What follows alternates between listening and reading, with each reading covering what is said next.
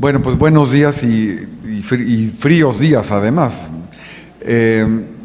Estamos con nuestro ciclo de conferencias hacia nuestros centenarios, que a veces ya por todos lados se ve esta fiebre que hay de las celebraciones. Sale uno en la carretera y ahora de repente la carretera Querétaro ya se llama la ruta del bicentenario, y cosas que se están rebautizando ahora, ¿no? Entonces ya es como una enfermedad. Pero nosotros nos preciamos de ser los primeros que iniciamos nuestras conferencias hacia nuestros centenarios, tanto en la televisión como en nuestras conferencias. Y si alguien quiere recordar las conferencias del año pasado, ¿se acuerdan que inauguró el embajador de Francia?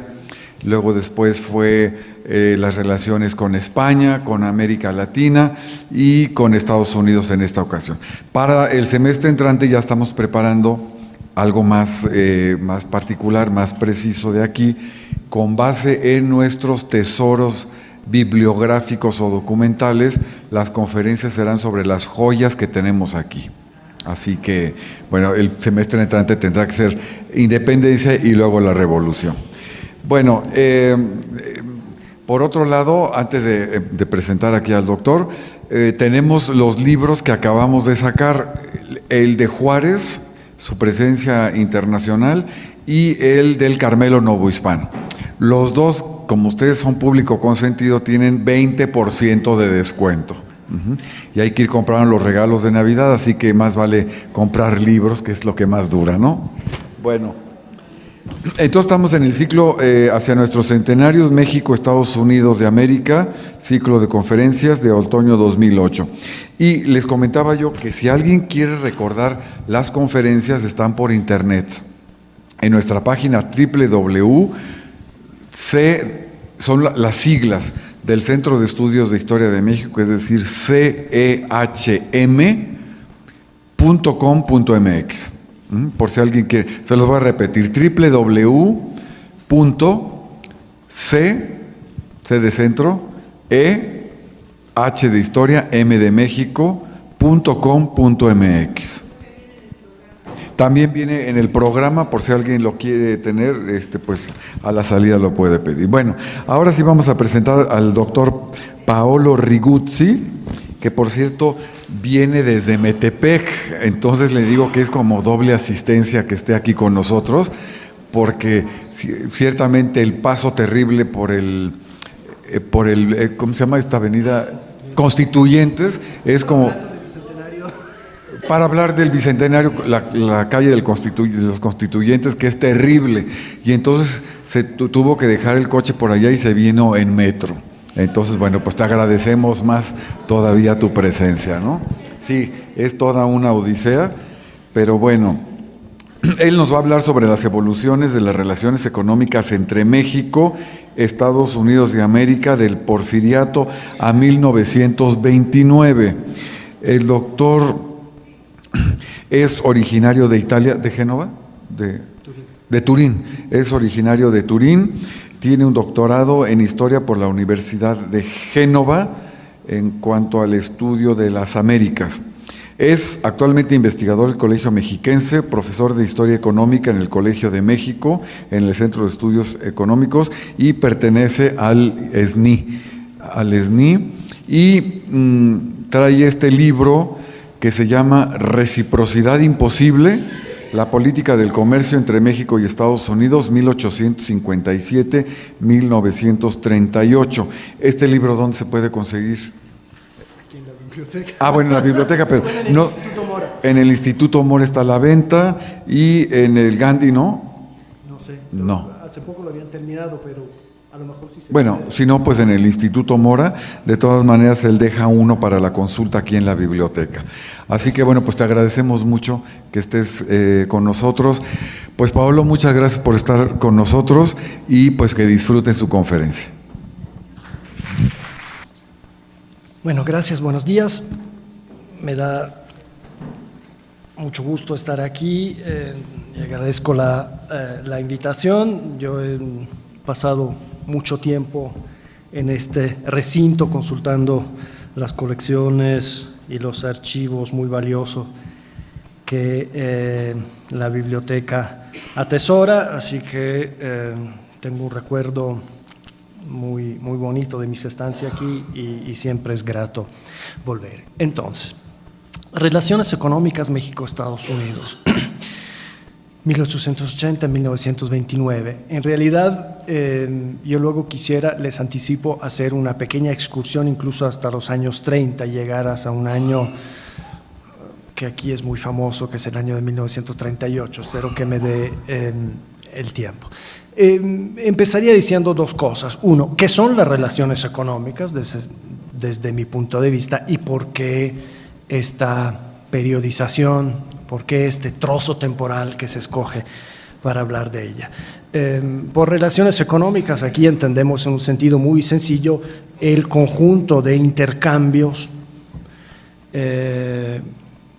comerciales, financieros, económicos, entre dos países que son vecinos. O sea, comercio exterior, inversiones de capitales, inversión directa, traslado de empresas, pero también el aspecto financiero, los préstamos al gobierno, las relaciones monetarias, comunicaciones, transportes. Uno podría hablar también de modelos económicos, tal vez, de cómo se transmite la información económica. Esto, digamos, es el conjunto de las relaciones económicas. Y aquí valdría la pena recordar que ese tipo de relaciones, entonces, son relaciones que se dan no entre gobiernos. Los gobiernos solo son una parte de estas relaciones. Las relaciones son de tipo más descentralizado y se dan entre mercados, entre empresas, entre consumidores, importadores, exportadores, es decir, un gran número de personas, un gran número de actores. Obviamente esto en buena medida se da dentro de un marco jurídico, dentro de una regulación que es la que fijan los gobiernos, pero esencialmente tienen que ver con intercambios basados en el sector privado y en un gran número de actores. Ahora, ¿por qué 1880-1929? Porque desde mi punto de vista, a partir de los años 80 del siglo XIX es cuando surge la integración económica moderna entre México y Estados Unidos, luego trataré de explicar por qué, y 1929 porque representa ese parteagua que ahora desafortunadamente sentimos otra vez cerca de un cataclismo financiero de grandes proporciones, una crisis económica yo creo muy superior proporcionalmente a la que estamos viviendo ahora, pero que dislocó el mercado internacional, la economía internacional y las relaciones económicas también entre estos países, y ello dio paso a una atenuación, por un lado, de las relaciones económicas durante los años 30 y a algunos procesos bastante contradictorios que luego veremos. Entonces, empezaría con tratando de explicar por qué en esa década de los años 80 del siglo XIX surge la integración económica moderna. ¿Cómo? ¿De dónde? ¿Por qué la anterior no era moderna? Y aquí el asunto tiene que ver esencialmente con, si queremos reducirlo a un factor, este factor serían los ferrocarriles y más específicamente el enlace que se dio en los años 80 entre la red ferroviaria estadounidense y la red ferroviaria mexicana que se empezó a construir a través de líneas troncales que iban desde la Ciudad de México hasta la frontera con diferentes puntos de la frontera con Estados Unidos. Eso da vida a la integración económica moderna, porque permite una serie de intercambios que por primera vez tienen esas características. Son baratos, de bajo costo, porque los ferrocarriles abaratan fundamentalmente el costo del transporte. Son mucho más densos, frecuentes, y expansivos. La historia, pese a que consideramos que México y Estados Unidos son dos países vecinos en términos geográficos, en realidad esa vecindad, esa contigüidad geográfica había tenido un significado escaso hasta 1880, porque en realidad entre los dos países mediaba el desierto.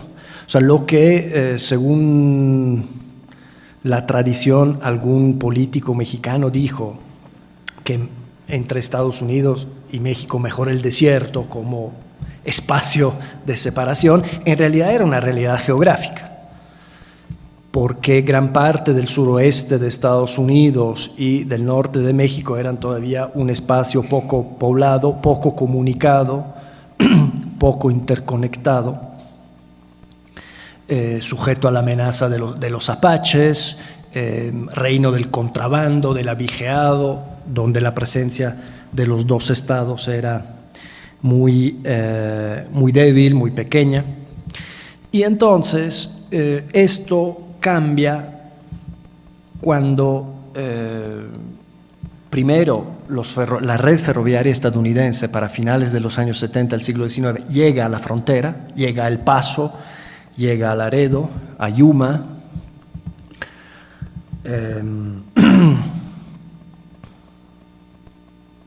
a San Diego, etc. Y en México entonces se decide por fin de activar un proceso de construcción de la red hacia el norte. La única línea que existía en México hasta aquel momento era la línea que conectaba México con el puerto de Veracruz, que había construido una empresa británica. Pero entonces en los años 80, la necesidad de modernización y de crecimiento económico y la visión política del ferrocarril como un gran instrumento de unificación del país, de unificación nacional, de contacto, de conexión, fueron más fuertes que las desconfianzas que antes habían paralizado este desarrollo. De manera que gracias a un conjunto de concesiones gubernamentales otorgadas a empresas norteamericanas se empiezan a construir 4 líneas, una en Sonora, bueno, que va sencillamente de la frontera con Arizona hasta Guaymas, otra que va de Piedras Negras a Durango, y las 2 grandes líneas del Ferrocarril Central y Nacional que conectan, como ya he dicho, la Ciudad de México respectivamente con El Paso y Laredo. Entonces son empresas norteamericanas las que las construyen, en algunos casos son emanaciones directas de grandes empresas ferroviarias norteamericanas como Atchison, Topeka, Santa Fe o Southern Pacific. Pero en realidad esas empresas no se construyen con dinero norteamericano, o por lo menos se construyen solo con una porción de dinero norteamericano, porque la porción fundamental de dinero llega de Gran Bretaña, llega de la Bolsa de Londres, llega de bancos británicos. A esto se le suma las subvenciones gubernamentales que da el gobierno mexicano, pero la porción esencial es de dinero británico, de manera que durante por lo menos 2 décadas la construcción de esos ferrocarriles en realidad es un elemento que conecta México con empresas norteamericanas, con tenedores de bonos en Gran Bretaña y con la Bolsa de Londres. Ahora, bien, la vinculación ferroviaria entre los dos países tiene un papel central porque modifica las bases materiales de las relaciones entre ellos. Primero, generando un flujo de inversión de capitales en los ferrocarriles, pero que también se derrama a otros sectores productivos en México, los dinamiza, abarata fundamentalmente los costos de transporte de las mercancías. Por primera vez se pueden transportar mercancías voluminosas de gran peso, pero de bajo valor unitario a grande distancia. Y también elemento fundamental es que reduce de forma drástica el tiempo de traslado, el significado de la distancia geográfica. Porque anteriormente casi todas las relaciones comerciales entre los Estados Unidos y México eran por la vía marítima. Barcos que salían del puerto de Nueva York, de Baltimore o incluso de Nueva Orleans y llegaban a Veracruz o Tampico, usualmente con 8, 10 días de tiempo para trasladar. Mientras, gracias a los ferrocarriles, el traslado entre el centro de México y las principales ciudades del este de Estados Unidos se puede hacer ahora en 4 o 5 días. Uno puede llegar a partir de 1885, uno podía llegar de la Ciudad de México a Nueva York en 5 días, lo cual era un achicamiento muy importante del tiempo y del espacio, del significado de la distancia. La distancia se comprime.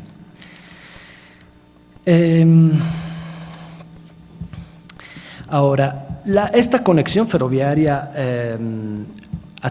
entre los dos países también es importante porque conlleva una reorientación del comercio exterior mexicano. Anteriormente, el comercio exterior de México, que era bastante reducido en volumen, se llevaba a cabo esencialmente con los países europeos. Los principales mercados tanto de destino de las mercancías así como de abasto eran Gran Bretaña, Francia, Alemania, que en ese momento no existían, las ciudades hanseáticas, en fin, los países europeos.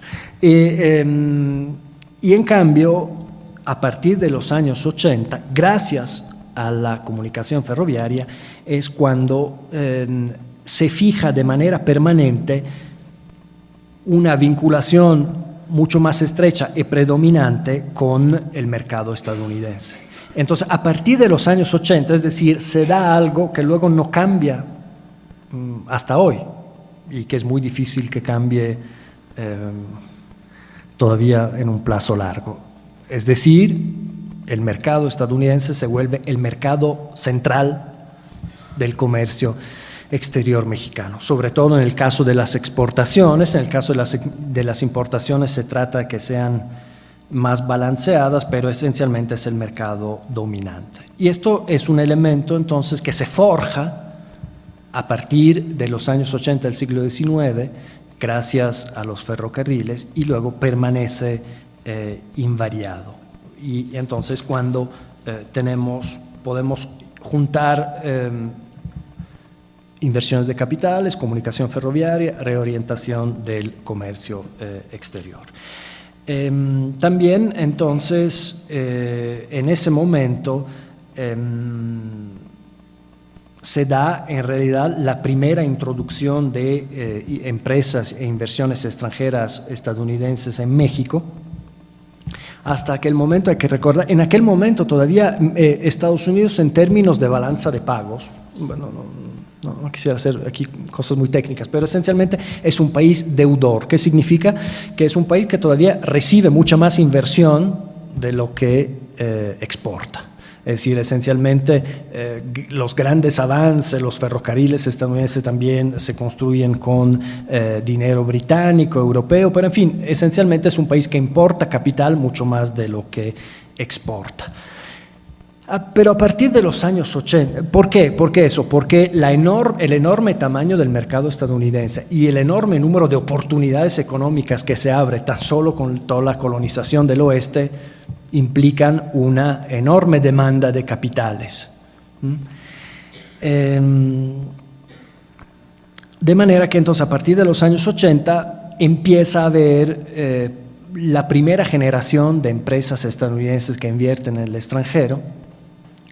Y obviamente, ¿dónde invierten estas empresas? En un primer círculo geográfico que tiene que ver con los países vecinos, Canadá y México, y Cuba. Es decir, eso es donde se concentra inicialmente la inversión de empresas estadounidenses. Y entonces, en muchos casos, en realidad, es una inversión que obedece casi a una especie de desbordamiento, en el cual las inversiones son la prolongación y la extensión física de actividades que se realizan en Estados Unidos y luego empiezan a abarcar progresivamente otros mercados muy cercanos. Eso es importante porque sobre todo son inversiones en la minería del norte que reactiva un sector muy decaído, muy estancado.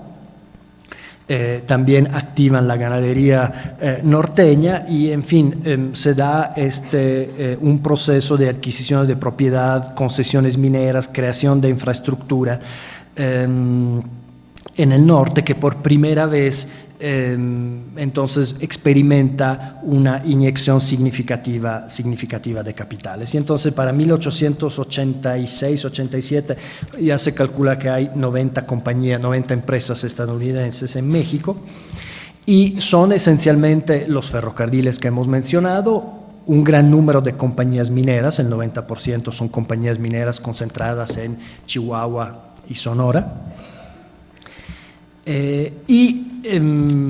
Entre las otras empresas significativas de Estados Unidos podríamos mencionar las empresas que transfieren tecnología desarrollada en Estados Unidos. ¿Y cuáles son esas empresas? Una que construye y administra los cables, la telegrafía submarina, ahora les explico, y otra que introduce los teléfonos, el servicio de la telefonía en México. La empresa se llama Mexican Telegraph Company y era una filial de Western Telegraph. Construye un cable telegráfico submarino que conecta Galveston con Veracruz, con el puerto de Veracruz, que es de gran importancia porque por primera vez permite la transmisión de información entre los dos países en materia en el espacio de pocas horas. Así como los ferrocarriles habían achicado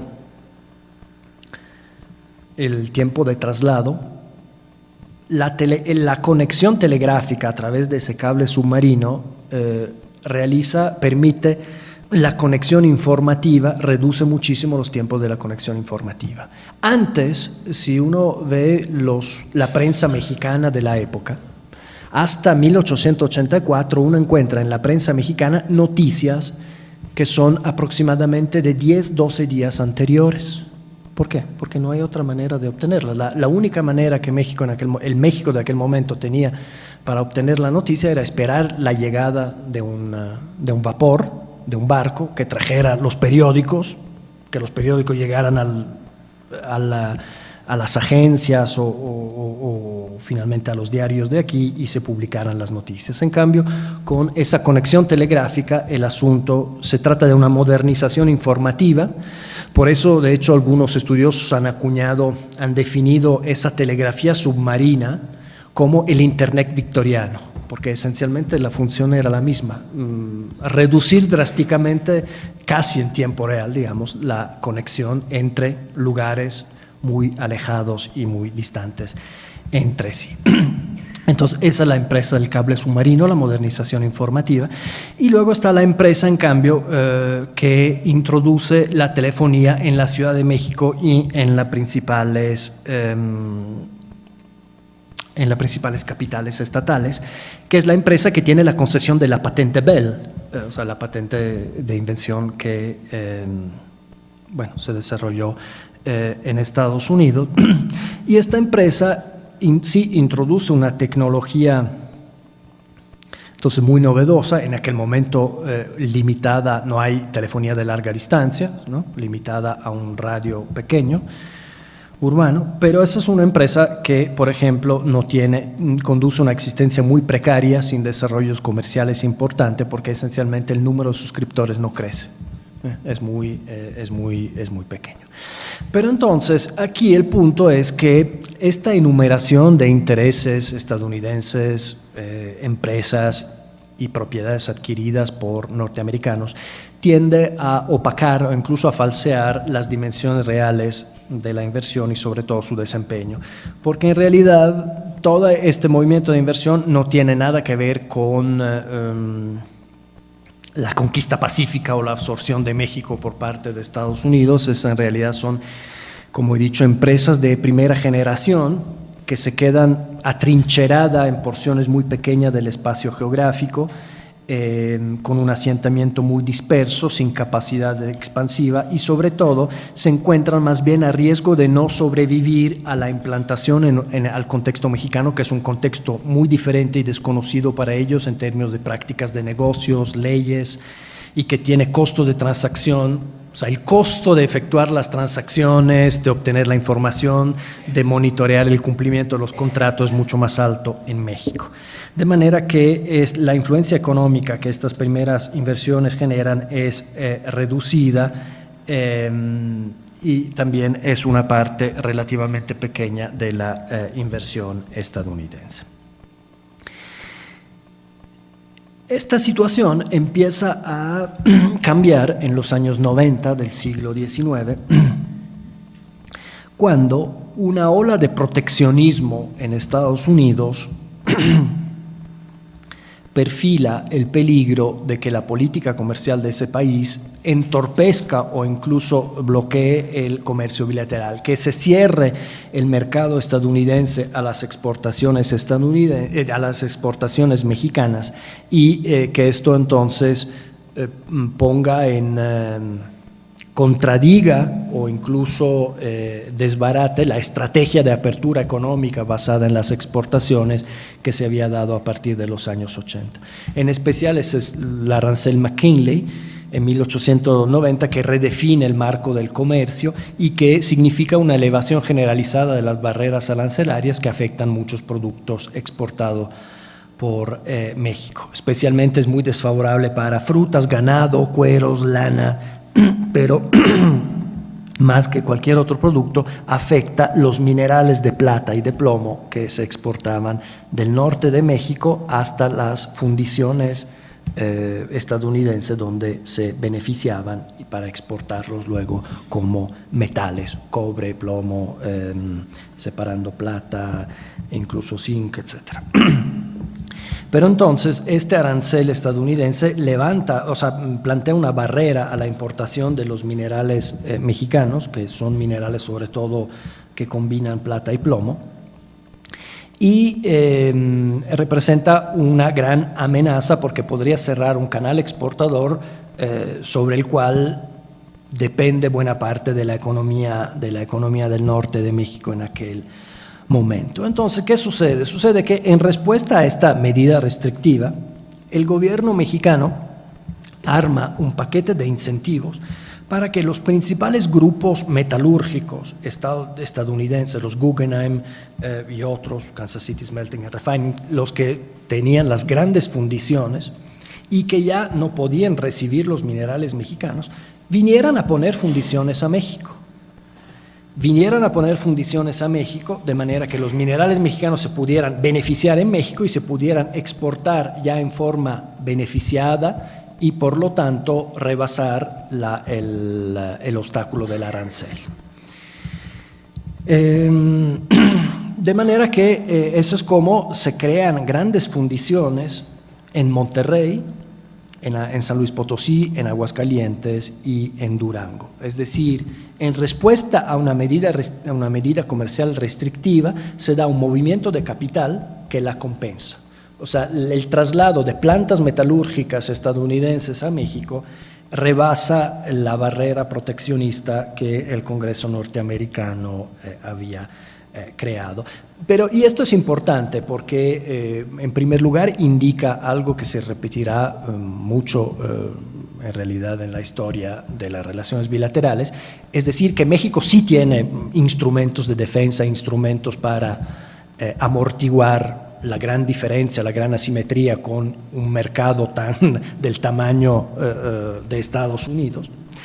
Pero también la importancia es que eso resulta en un beneficio neto muy importante para México, porque en lugar de exportar minerales en bruto, como hacía antes, o sea, extraídos y puesto en un vagón de carga, se concentra una parte del ciclo productivo en México, desde la extracción hasta el beneficio, se da una reorganización espacial y productiva de la actividad metalúrgica que crea empleos, eleva los salarios, atrae población. No es una casualidad que finalmente el ritmo de crecimiento, incluso urbano, de las ciudades del norte y Monterrey, Torreón y otros casos son muy evidentes en este sentido, tiene que ver con esta maniobra económica. La carga ferroviaria aumenta, la carga ferroviaria interna, se adquiere tecnología, en fin, se da un paso de un nivel de actividad productiva a uno superior porque tiene mayor valor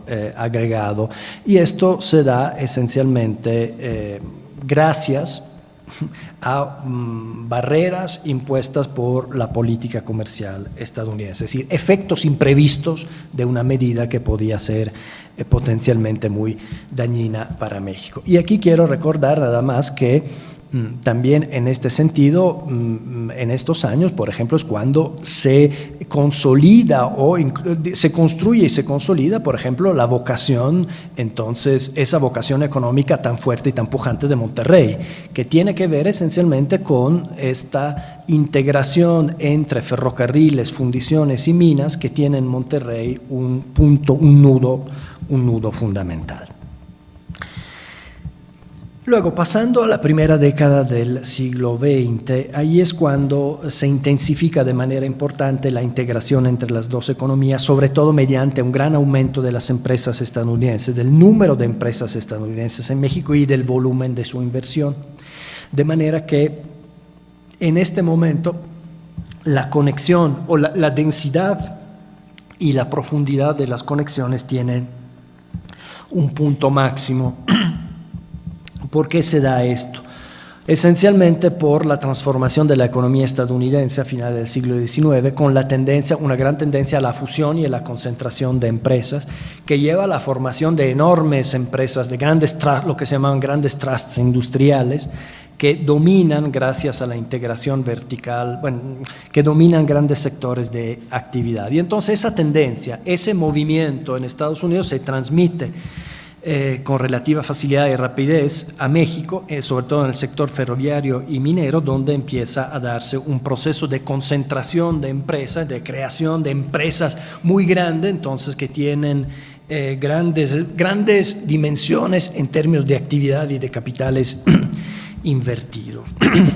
Y esto es lo que genera entonces una reacción por parte mexicana, por parte del gobierno mexicano, que ve con preocupación, ahora sí, por primera vez, esta expansión de la economía estadounidense en México que podía ser desbalanceada, desequilibrar con respecto a una economía pequeña y relativamente oligopólica, o sea, muy concentrada en unas cuantas líneas de actividades como la mexicana, podía representar un factor de desequilibrio. Especialmente se vuelve un peligro en los ojos del gobierno mexicano que una empresa estadounidense unifique y controle todo el sistema ferroviario mexicano. Y entonces, en respuesta a esta expansión de la economía estadounidense en México, se da una verdadera política así llamada como de contrapeso, que constituye esencialmente un esfuerzo para interesar e incentivar la presencia de otros intereses económicos no estadounidenses, esencialmente británicos y franceses en México, que sirvan para reequilibrar la presencia estadounidense.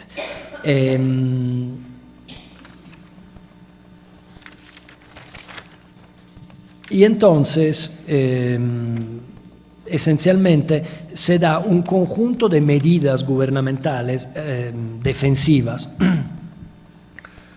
que incluso se inspiran en la batalla legal antitrust que se está desarrollando en Estados Unidos, donde el gobierno de Theodore Roosevelt trata de promover una regulación que acote las posibilidades de las grandes empresas, que ponga límites a las actividades de las grandes empresas en términos de fusionarse o de eliminar los competidores. Entonces esta reacción mexicana se inspira en esta batalla legal que se da en Estados Unidos, pero se promueven esencialmente medidas defensivas que tienen que ver con, hemos dicho, privilegios a grupos británicos, como el caso del el grupo Pearson, al cual se dan concesiones de petróleo privilegiadas para balancear las concesiones, el desarrollo petrolero estadounidense.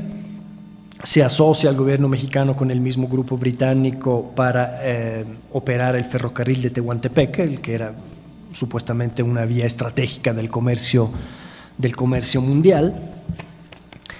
Y sobre todo entre 1903 y 1908, a través de una compleja maniobra de intercambio de títulos en los mercados financieros, el gobierno mexicano se hace del control accionario sobre los principales ferrocarriles, previniendo así una fusión en manos de un consorcio norteamericano. Y es así como se da vida a esa enorme empresa que era Ferrocarriles Nacionales de México en 1908, que controla el 80% de una red ferroviaria que era ya en aquel entonces de más de 20,000 kilómetros, y que en ese momento es la tercera empresa ferroviaria más grande del mundo, Ferrocarriles Nacionales. Pero aquí el punto esencial es que todo esto tiene que ver con un intento relativamente sistemático de reequilibrar, entonces, de que la integración, esa integración expansiva de que el mercado estadounidense produce hacia México, se reequilibre con los intereses europeos y el control por parte del gobierno sobre algunos sectores estratégicos de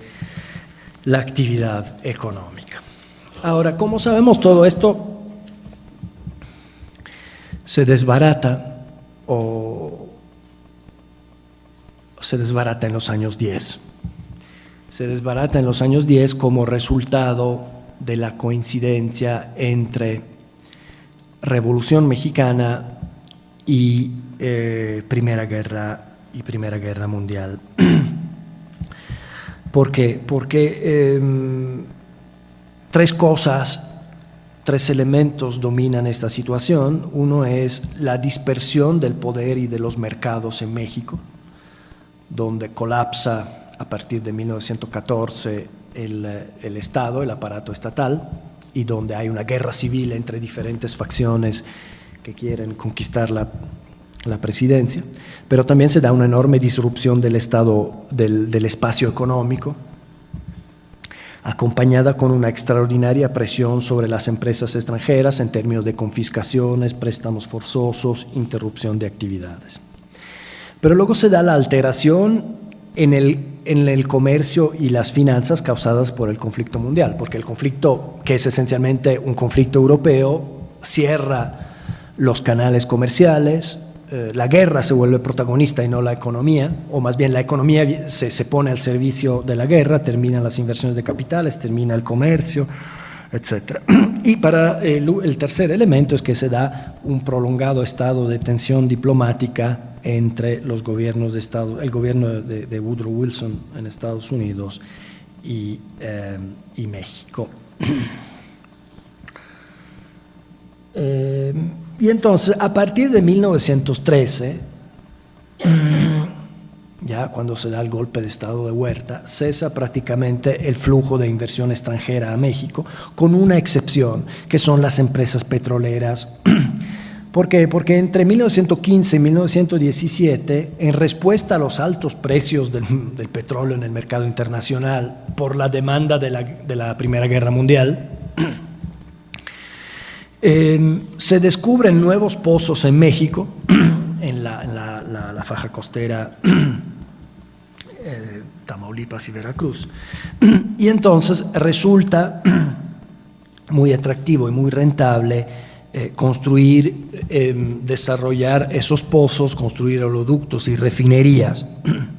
Y entonces ese es el único sector de la economía mexicana en el cual se invierte. Más bien en el otro sectores se desinvierte, se retiran empresas, disminuye la inversión, pero ahí en ese enclave petrolero del norte de Veracruz y el sur de Tamaulipas se da un auge muy importante, y de hecho para 1918 hay por lo menos 150 compañías norteamericanas de petróleo. Prácticamente todas las mayores compañías de petróleo norteamericano ahí están presentes explotando los pozos mexicanos. Pero entonces esto ha llevado a una idea muy equivocada y muy difundida aquí en México.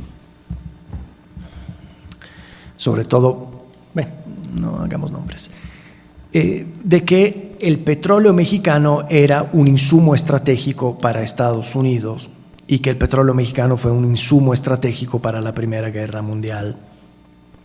Y entonces se dice, miren, el petróleo mexicano representaba el 95% de las importaciones de Estados Unidos.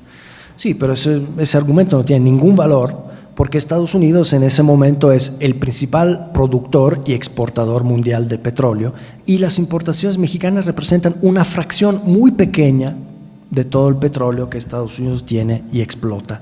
Es decir, en 1917 Estados Unidos produce 2/3 partes del petróleo que se produce en el mundo. Ese es un mundo todavía que funciona con el carbón, donde el carbón es un insumo energético de gran importancia.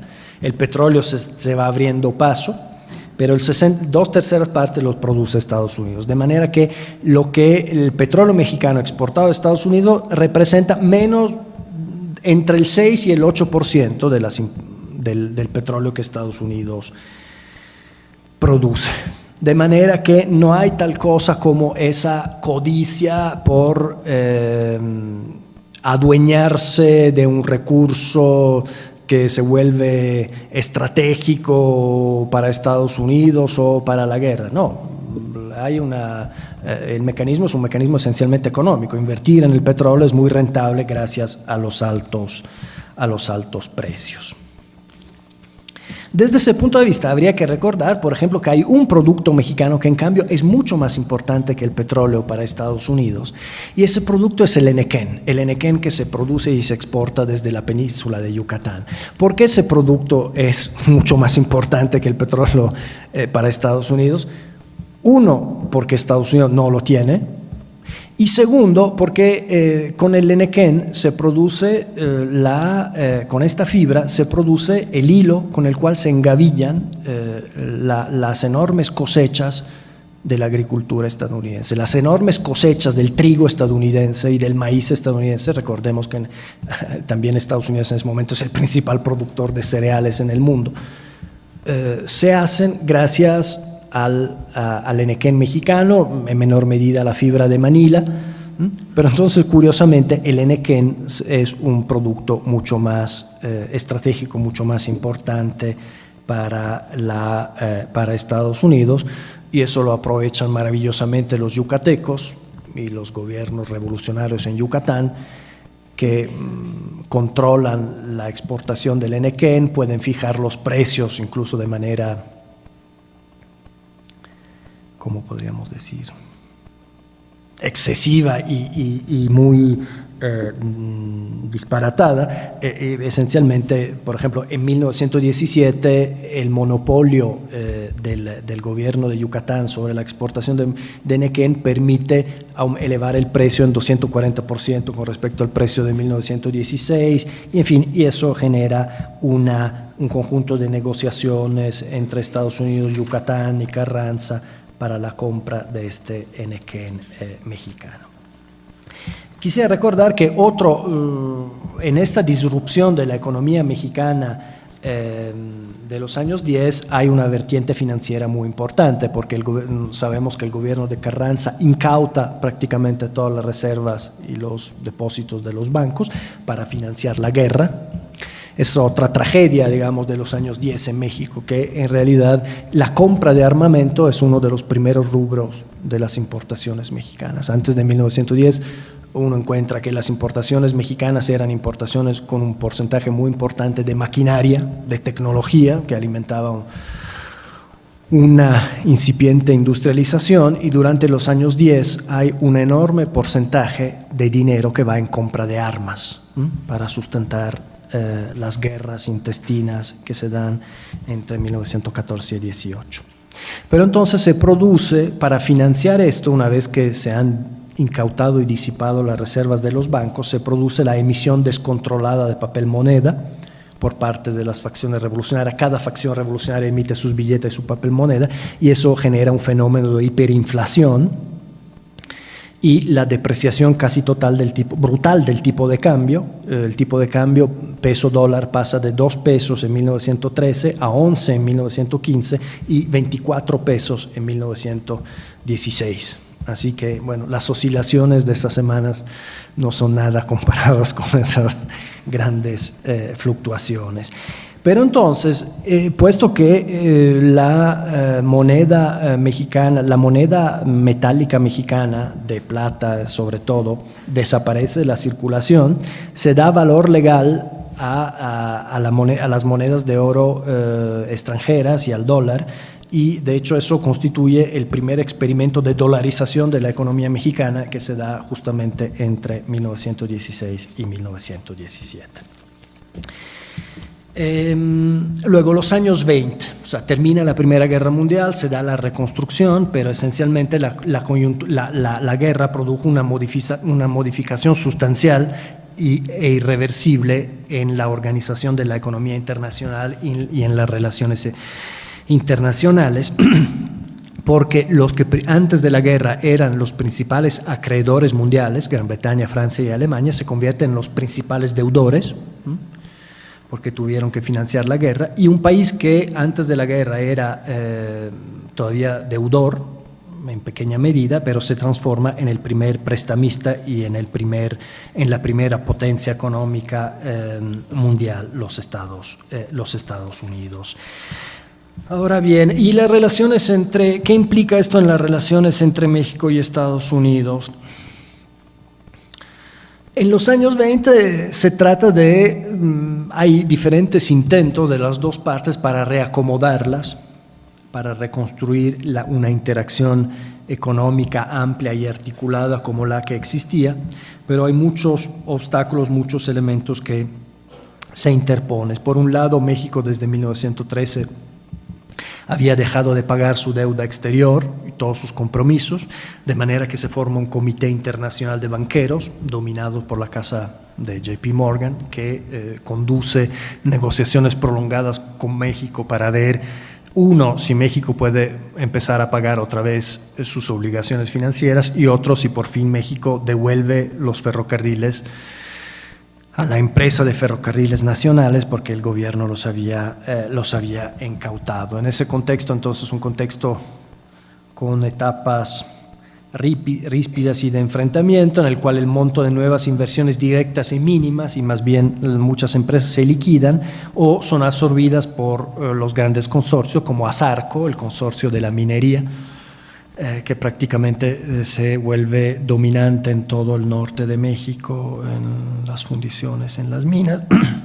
Y entre las nuevas inversiones, las pocas nuevas inversiones de los años 20,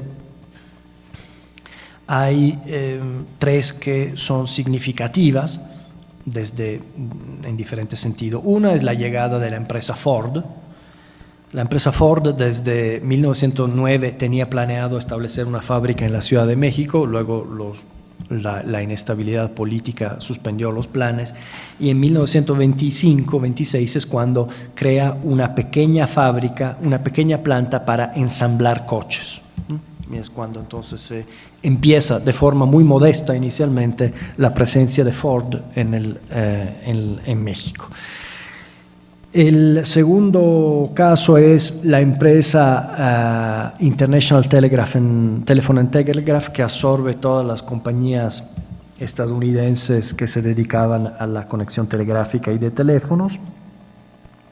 Y el tercer elemento es que por primera vez en 1929 un banco norteamericano abre una sucursal en México. ¿Y cuál es ese banco? Es el National City Bank, que es el banco, digamos, extranjero con la más larga permanencia en México luego durante el siglo XX. Antes de 1929 no hubo bancos estadounidenses en México, porque hasta 1913 no hubo bancos estadounidenses en el mundo, porque por ley los bancos estadounidenses no podían abrir sucursales afuera.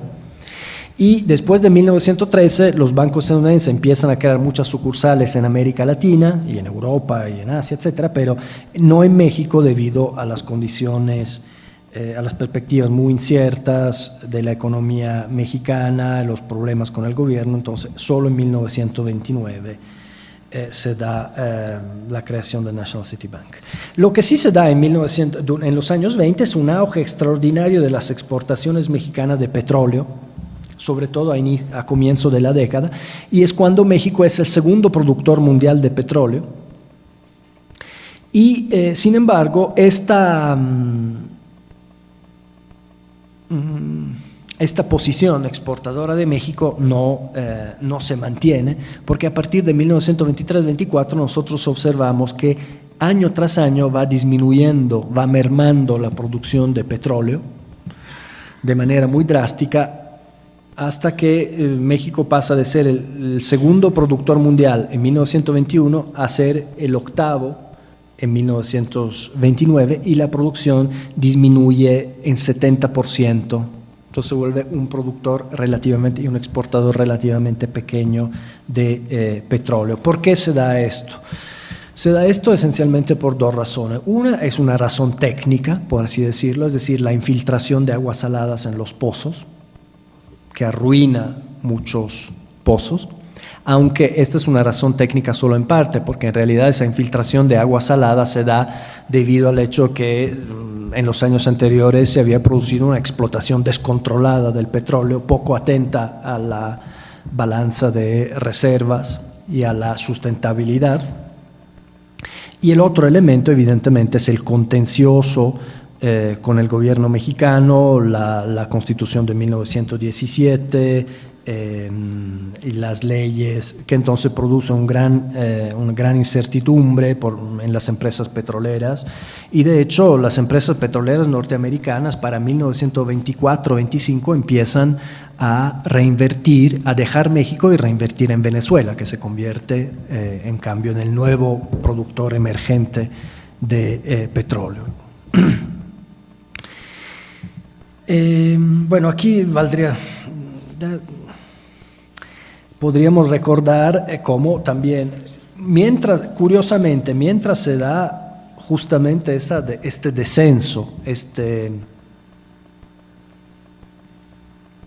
esa disminución drástica de la capacidad de producción de petróleo en México, es cuando se da este pleito reiterado, ese contencioso alrededor de los derechos de propiedad del subsuelo entre gobierno mexicano y empresas extranjeras, sobre todo estadounidenses. Tiene un primer acuerdo en 1923 con los así llamados acuerdos de Bucareli, porque negociaciones que se realizaron en aquella calle aquí en la Ciudad de México, que representaron un entendimiento acerca de que la Constitución, del artículo 27 de la Constitución, no podía ser retroactivo, como porque ninguna ley puede ser retroactiva en un país que tiene un sistema legal,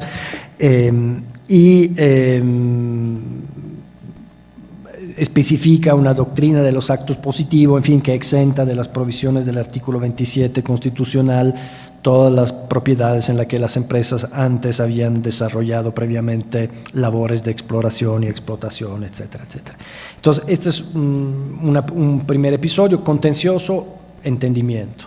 Pero luego el contencioso se reabre en 1925-26 porque el Estado mexicano tiene una gran precariedad financiera y necesita aumentar la presión fiscal sobre las empresas. Las empresas petroleras son un buen como objetivo, es fácil extraer dinero de ellas, fácil contabilizar cuánto se produce, cuánto se exporta, de manera que aumenta la presión fiscal, eso produce reacción de las empresas y otra vez tensiones, y son tensiones que en parte involucran también a los dos gobiernos, porque en ese momento las relaciones bilaterales tienen probablemente uno de los puntos más bajos, también debido al pésimo desempeño de un embajador estadounidense en México, Sheffield, que es en realidad un aliado de las empresas petroleras. Todo esto cambia, como creo que ya les ha explicado o les explicará pronto la doctora Carmen Collado, cuando el Departamento de Estado decide por fin remover ese pésimo embajador y sustituirlo con la figura extraordinaria de Dwight Morrow. Sé que en este ciclo de conferencia hay una, pero probablemente es sucesiva. Bueno, entonces los remito a esa conferencia, seguramente muy interesante, que explicará cómo y por qué una persona, un embajador, pudo ser capaz de restablecer elementos de buena vecindad entre los dos países y abrir una corriente muy cálida de interacción entre ellos. Pero en realidad luego aquí podríamos también mencionar que la derrota que se da de las empresas petroleras norteamericanas es una derrota que también facilitada por lo que acontece, por un suceso político norteamericano que es un sonado escándalo de tipo, llamado escándalo de tipo Dome.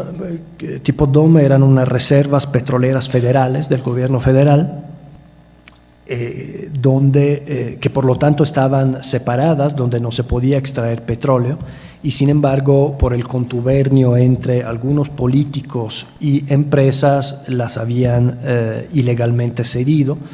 Cuando eso estalla, entonces produce un enorme desprestigio de las empresas petroleras, porque también incluso los involucrados son empresarios que también tienen inversiones en México, y permite entonces disminuir o derrotar las presiones y las pretensiones de las empresas.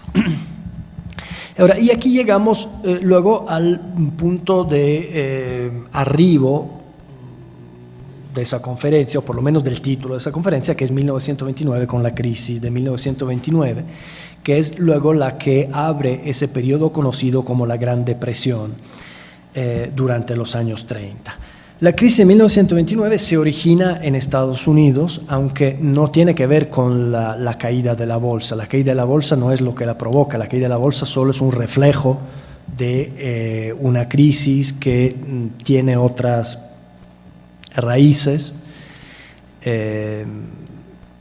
Y por cierto, tiene raíces que residen en la desaceleración de la economía estadounidense, pero también en la política monetaria muy equivocada que recorta la base monetaria, y eso produce efectos contractivos, en fin, a cascada, en cadena, a los cuales luego se suma un arancel otra vez muy restrictivo, y cuando se da un arancel muy restrictivo en el principal mercado del mundo, que era el mercado norteamericano, los elementos de contracción se transmiten a toda la economía internacional, etcétera, etcétera. Pero entonces, en Estados Unidos, la caída del Producto Interno Bruto entre 1929 y 1933 es de 25%, una tercera parte del sistema bancario quiebra. Digo, en ese momento es un sistema bancario que tiene más de 50.000 bancos, porque es muy difuso en el territorio. Pero una tercera parte del sistema bancario quiebra, y el desempleo afecta una cuarta parte de la fuerza de trabajo. Hay más de 10 millones de desempleados en México, en Estados Unidos.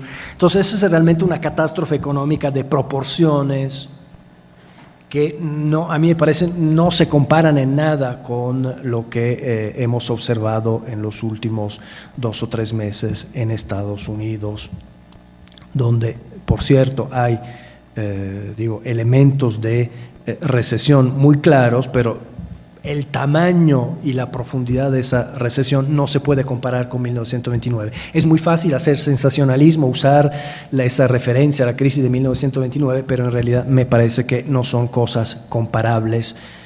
Por cierto, quisiera hacer un inciso y decir que si hay un elemento, uno de los pocos elementos, ¿cómo podríamos decir?, favorables en la situación actual, en la coyuntura actual, es que el presidente de la Reserva Federal, Ben Bernanke, es un economista, y un economista cuya producción académica, porque un economista universitario, durante 20 años se ha ligado a estudiar las causas de la crisis de 1929 y por qué la crisis de 1929 fue muy amplia, tan aguda y tan profunda. Entonces, de ahí es esperable, y de hecho él sistematizó una lección muy importante acerca de lo que tiene que hacer una política monetaria en contexto de crisis, es decir, inyectar capitales como está haciendo, de manera que eso es un elemento esperanzador, que alguien que entendió muy bien la anatomía de la crisis de 1929 y los errores que en aquel momento contribuyeron a volverla más profunda, ahora está parcialmente, por lo menos, en cargo de las medidas para contrarrestarla. Los precios de todas las materias primas que México exporta, y también se da obviamente el cese de las inversiones y de los flujos de capitales. De manera que otra vez entre 1928 y 1933 las exportaciones mexicanas a Estados Unidos disminuyen 68% en términos de valor, y las importaciones se reducen una cuarta parte, es decir, disminuyen mucho más las exportaciones que las importaciones. Eso genera un gran problema de balanza comercial y de balanza de pagos, lleva a la devaluación, y sobre todo eso afecta de manera sustancial a todo el sector minero en México, porque por la caída de los precios de los metales, las empresas, en su mayoría norteamericana, paralizan o suspenden los trabajos, abandonan la explotación. Por lo tanto, se da desempleo, reducción de la base fiscal, de las exportaciones, etcétera, etcétera. Y de manera que entre 1931 y 1933 el tipo nominal de cambio del peso frente al dólar fluctúa, se deprecia primero 33%, luego fluctúa. El Banco de México trata de controlarlo, aunque quema muchas reservas, no lo logra. Algo también que ha acontecido, hasta que finalmente en 1933 las cosas se estabilizan con un patrón cambio dólar que vincula el valor del peso al valor del dólar, y esto se ancla a una paridad que son 3.6 pesos por dólar, que se mantiene vendiendo y comprando dólar y que permanecerá hasta 1938.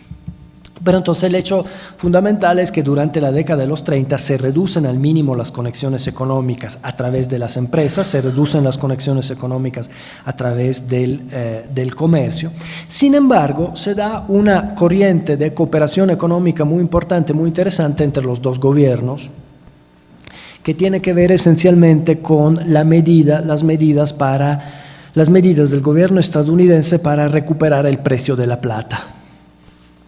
El gobierno estadounidense empieza a comprar plata y almacenarla en sus reservas porque quiere sostener sus productores domésticos, que en aquel momento eran un bloque muy poderoso en el Senado de Estados Unidos, de los estados del oeste, pero eso tiene elementos muy importantes para la recuperación mexicana, porque la demanda estadounidense empieza a elevar los precios y sobre todo los dos gobiernos establecen luego acuerdos para que Estados Unidos prácticamente compre en bloque toda la producción mexicana a precio fijo. Y era una producción que no tenía mercados alternativos. Eso permite la recuperación de las finanzas, permite una buena parte de todo el programa cardenista de obras públicas, por ejemplo, tiene que ver con las compras del gobierno estadounidense de plata, que por ejemplo para 1936 representan 18% de los ingresos federales mexicanos.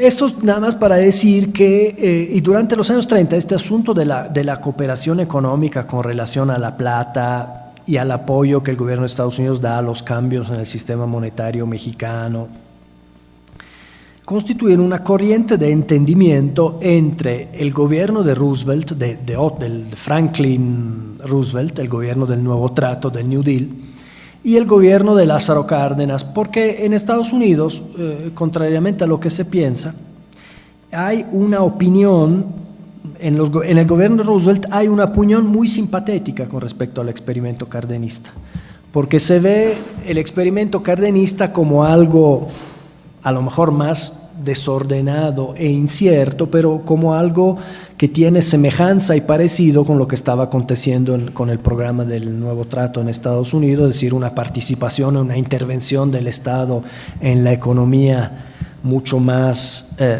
grande en función de recuperación de la crisis, en fin, un reequilibrio de las relaciones entre Estado y mercado. Y entonces, obviamente, esa no es una opinión uniforme, más bien en el gobierno de Estados Unidos uno puede distinguir claramente dos grandes posturas con respecto a México. La postura de Roosevelt, del Departamento del Tesoro y del embajador en México, que es Josephus Daniels, que es una opinión muy favorable, muy simpatética a México, y la opinión del Departamento de Estado, en cambio, que tiende a ver negativamente lo que sucede en México. Pero entonces, en todo esto, en 1937, como sabemos, se va perfilando un enfrentamiento entre las principales empresas petroleras y el sindicato de trabajadores y el gobierno cardenista. Y esto, en fin, aquí no podemos seguir el asunto, pero lleva, después de un fallo de la Suprema Corte, lleva en marzo de 1938 a la famosa y sonada expropiación petrolera. Yo aquí quisiera recordar nada más algunos elementos. ¿Qué significaba en ese momento la industria petrolera en el momento de la expropiación? En primer lugar, era un sector en gran declive. Para 1938 ya México era el 18º productor mundial y producía nada más el 4% con respecto a lo que producía Estados Unidos. Todo el petróleo que se producía en México se refinaba también en México. O sea, las exportaciones no eran o sea, la porción de refinada en las exportaciones era muy importante, pero también era muy importante el uso doméstico, que absorbía 40%, y las principales exportaciones que se hacían a Europa y no a Estados Unidos. La principal empresa petrolera en aquel momento era el Águila, de propiedad anglo-holandesa, era el grupo Shell, lo que Royal Dutch Shell, o sea, no era una empresa norteamericana, la principal era una empresa británica. De manera que esa expropiación petrolera, que aquí en México aparece como, bueno, un elemento muy importante, incluso podríamos decir de mitología política, para Estados Unidos no tenía un gran significado, porque las empresas eran pequeñas, porque el sector era en declive y sobre todo porque en el gobierno de Roosevelt no había ninguna simpatía para los petroleros.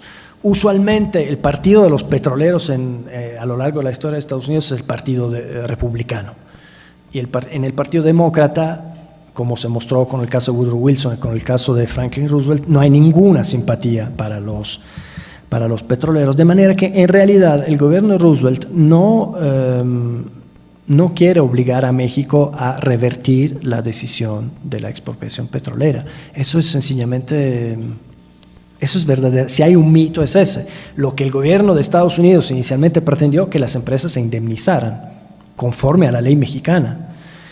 Pero como no había dinero para indemnizarla, en fin, y el decreto cardenista inicialmente planteó un plazo de 10 años para la indemnización, eso causó mucho revuelo. Pero aquí el punto esencial es que cuando el Departamento de Estado de Estados Unidos intentó presionar, adoptar instrumentos de presión económica para que el gobierno mexicano indemnizara a las empresas, no lo logró. Y no lo logró porque se interpusieron más bien las rivalidades con el Departamento del Tesoro, que sí siguió comprando la plata mexicana, sí siguió prestando dinero a México pese a todo el clamor levantado por los petroleros. Y finalmente, entonces, luego el cambio repentino en la situación mundial con el estallido, bueno, el ascenso del nazismo y en Europa y el estallido de la Segunda Guerra Mundial cambian por completo el panorama, el escenario. La prioridad obviamente para Estados Unidos se vuelve a impedir la penetración del fascismo en América Latina y en su vecino México, y eso luego lleva a ese gran flujo de acuerdos de cooperación que se dan una vez que Estados Unidos se involucra en la Segunda Guerra Mundial y se da la alianza entre México y Estados Unidos. De manera que aquí, así a vuelo de pájaro, hemos tratado de reconstruir algunas etapas cruciales y algunos mecanismos fundamentales a través de los cuales se dieron las relaciones económicas entre esos dos vecinos esa pareja dispareja que son México y Estados Unidos entre 1880 y finales de los años 30. Gracias.